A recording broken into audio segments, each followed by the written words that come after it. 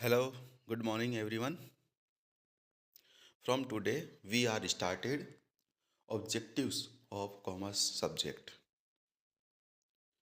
First है which accounting standard is used for depreciation accounting.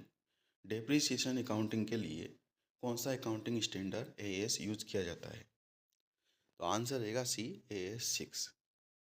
लिखा है इसमें accounting standard 6 is used for a depreciation accounting. जो accounting standard 6 है वो अकाउंटिंग डेप्रिसिएशन के लिए यूज किया जाता है। वेयर एज जबकि अकाउंटिंग स्टैंडर्ड 2 जो है is related with the inventory valuation. जो अकाउंटिंग स्टैंडर्ड 2 है उसको हम इन्वेंटरी वैल्यूएशन के लिए यूज करते हैं। अकाउंटिंग स्टैंडर्ड 5 है with classification and disclosure of a specific item in the statement of a profit and loss. तो जो अकाउंटिंग 5 है उसको किसके लिए यूज करेंगे हम? Classification and disclosure of specific item in the statement of profit and loss. And accounting standard 13 with the accounting for investment. Accounting standard को हम अकाउंटिंग फॉर इन्वेस्टमेंट के लिए यूज करेंगे। Question number second, the main objective of accounting standards is. Main object क्या है accounting standard के? तो इसका ऑप्शन जो राइट है वो है C, to harmonise the diversified accounting practice.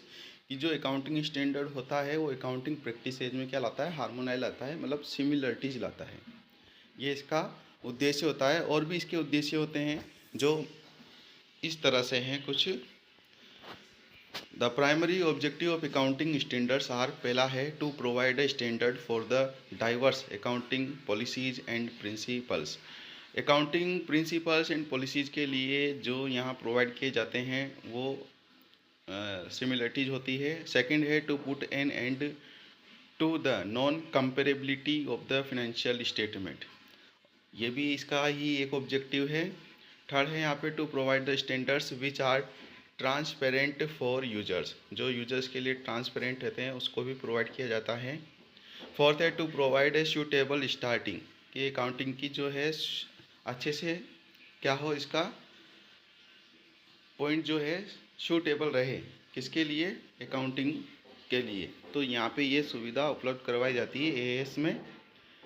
The main objective of accounting standard is to harmonise the different accounting policies. अब अकाउंटिंग पॉलिसीज तो डिफरेंट होती है लेकिन उनको हार्मोनाइज करना इसका मेन उद्देश्य होता है अकाउंटिंग स्टैंडर्ड का। The policies are used in the preparation of a financial report. और ये पॉलिसी फाइनेंशियल रिपोर्ट को बनाने के लिए यूज की जाती है।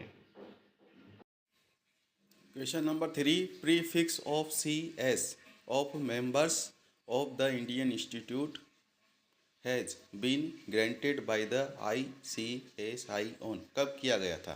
तो इसका ऑप्शन है ए, जून 23 to 24, 2007 में इसको ग्रांटेड किया गया था। इसका डिटेल से आंसर है the prefix of CS was given to the members of the ICSI on 23 to 24 जून 2007 में इसको पारित किया गया था। This decision was taken in the 173rd meeting of the institute, की जो 173वीं मीटिंग थी उसमें ये डिसीजन लिया गया था। Since then it being use, तभी से इसको यूज़ किया जा रहा है।